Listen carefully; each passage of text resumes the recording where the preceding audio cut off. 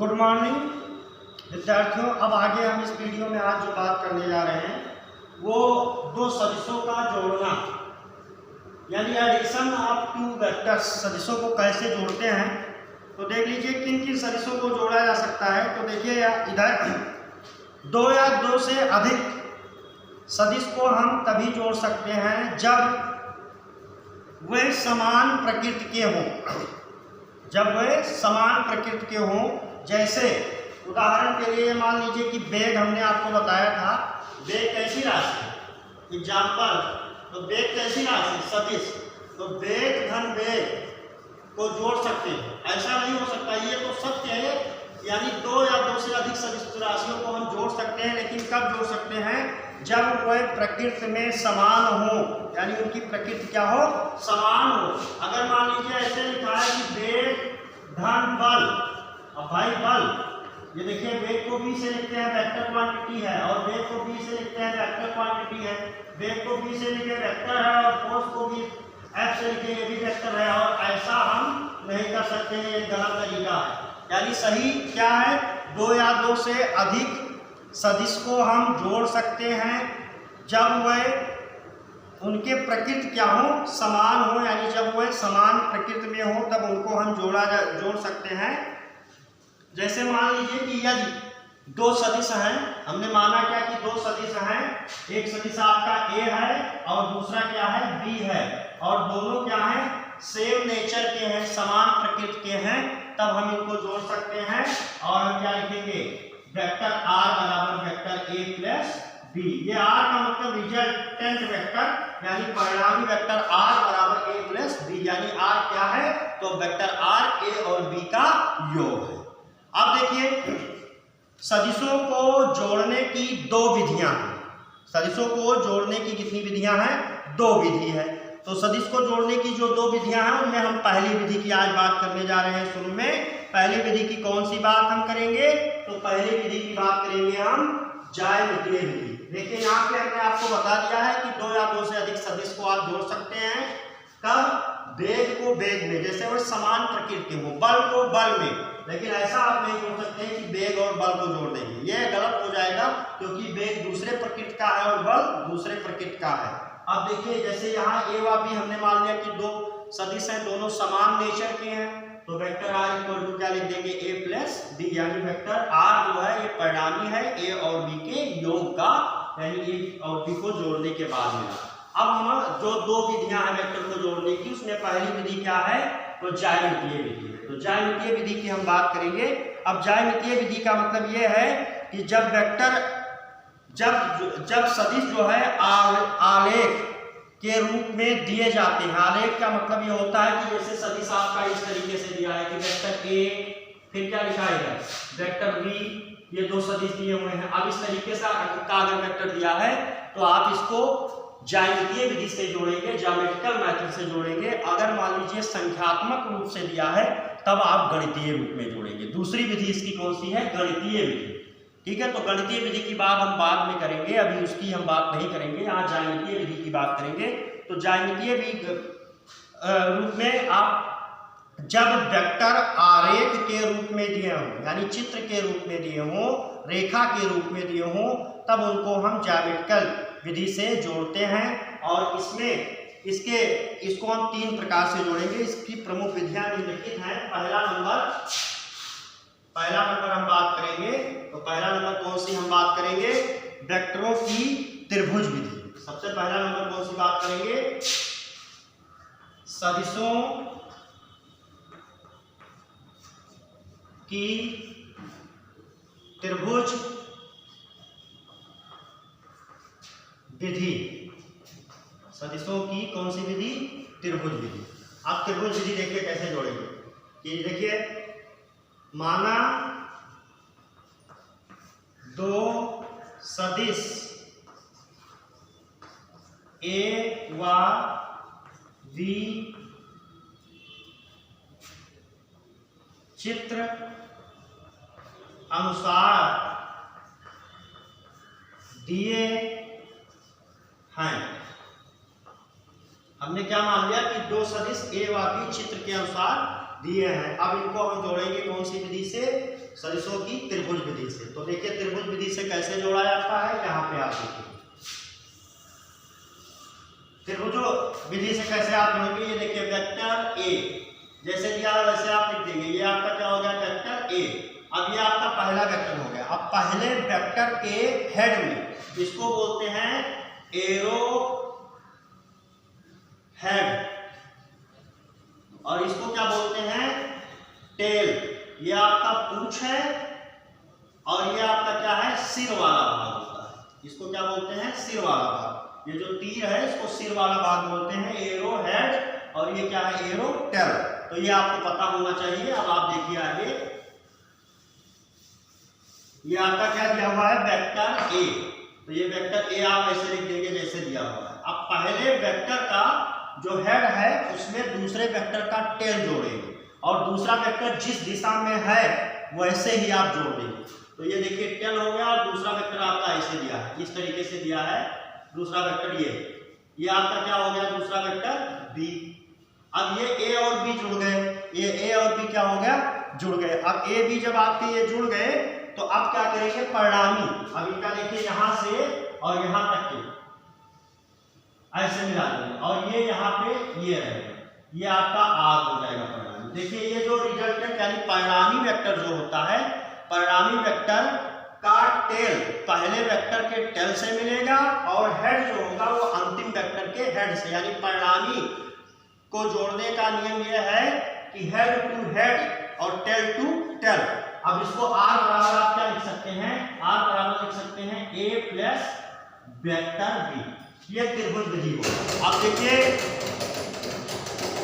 इसमें हमने आपको बताया कि ये देखिए पहला वेक्टर ए जो था आपका ऐसे दिया था, जिस रूप में दिया था वैसे ही दिशा के साथ लिख दिए। बी आपका ऐसे दिया था तो बी को आप ऐसे लिख दिए, और पहले वेक्टर के हेड से यानी तीर वाले हिस्से से दूसरे का क्या मिला दिए? टेल। और फिर परिणामी जो होगा वो परिणामी हेड से हेड मिलेगा और टेल से टेल मिलेगा। तो ये आपको क्या मिल गया? ये आपको मिल गया आर बराबर मिल गया वेक्टर ए प्लस बी। अब ये कोई जरूरी नहीं है कि आप ऐसे ही जोड़ें, आप इसको इस तरीके से भी जोड़ सकते हैं। ये आपका कोई ये नियम नहीं है कि आप इसको ऐसे ही जोड़ेंगे तभी भी सही है। आप इसको ऐसे भी जोड़ सकते हैं, या मान लीजिए पहले आपने किसको लिख दिया? पहले आपने लिख दिया बी को। ये क्या है आपका? बी। देखिए बी ऐसे ही बना था। ये पहले बी को आप दिशा का ध्यान रखा जाएगा। बी के बाद में आपने किसको लिख दिया? ए को लिख दिया। तो अब आपका ये क्या हो जाएगा? ये आपका ए हो जाएगा। ये आपका क्या हो गया? ए।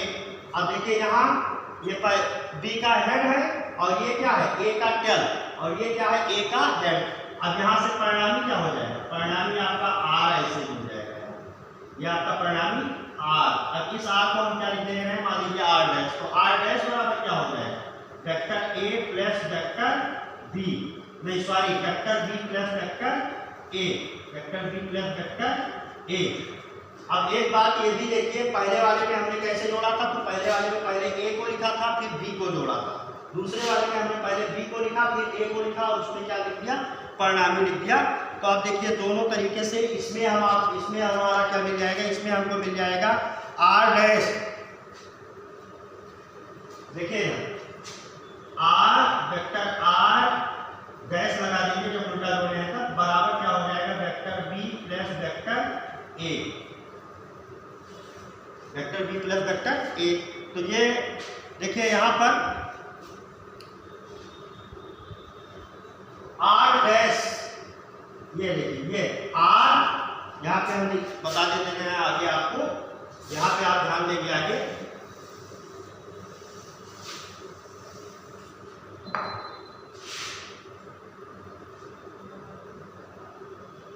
वेक्टर आर व vector R dash, vector R व वेक्टर आर डैश यानी वेक्टर आर और वेक्टर आर डैश परस्पर समांतर, परस्पर समांतर हैं, परस्पर समांतर हैं, परस्पर समांतर हैं तथा उनकी लंबाइयां तथा उनकी लंबाइयां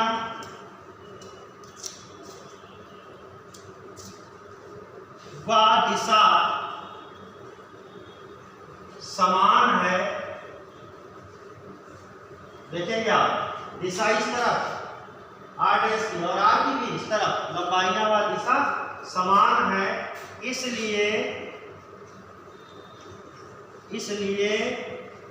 आर वेक्टर आर बराबर क्या हो जाएगा, वेक्टर आर डैश, या हम लिख सकते हैं A plus B, vector A plus vector B बराबर क्या हो जाएगा, vector B plus vector A. अब यहां से हम क्या बोल सकते हैं, यहां से हम ये बोल सकते हैं कि इससे स्पष्ट है कि वेक्टरों का योग कर्म विनिमय होता है। वेक्टरों का योग क्या होता है, कर्म विनिमय, यानी ये नहीं है कि क्रम से ही रखेंगे तभी सही होगा। कर्म विनिमय का मतलब उनके क्रम को बदल देंगे तो भी उनके सदिशों का जो योग होगा वो बराबर होगा। तो ये पहली विधि थी। अब दूसरी है समांतर चतुर्भुज विधि।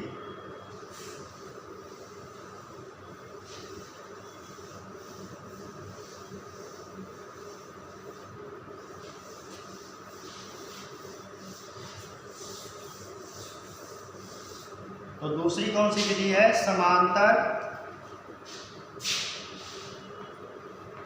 वेक्टरों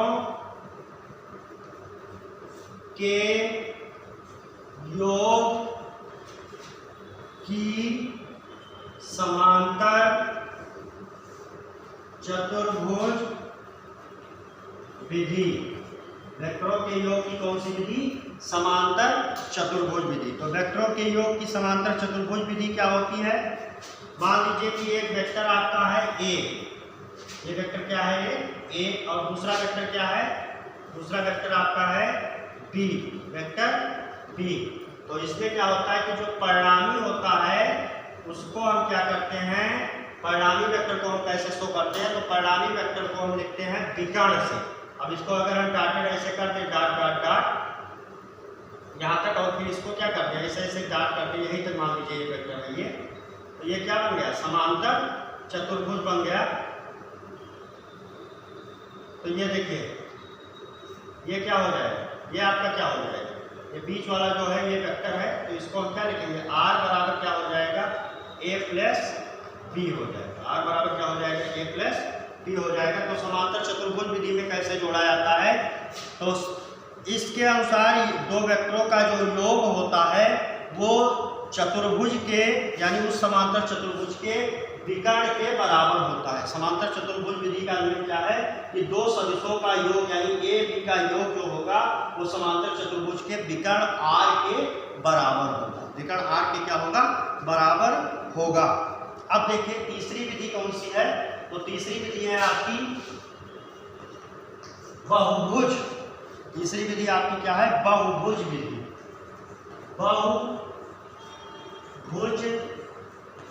विधि,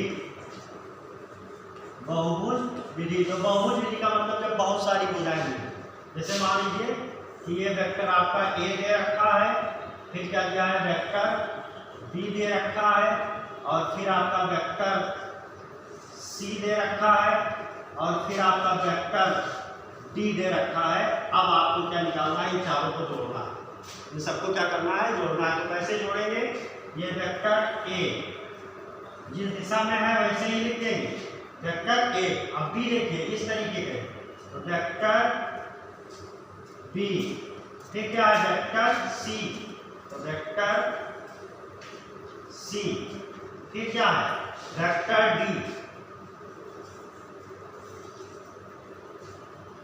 वेक्टर डी। तो डी कैसे है,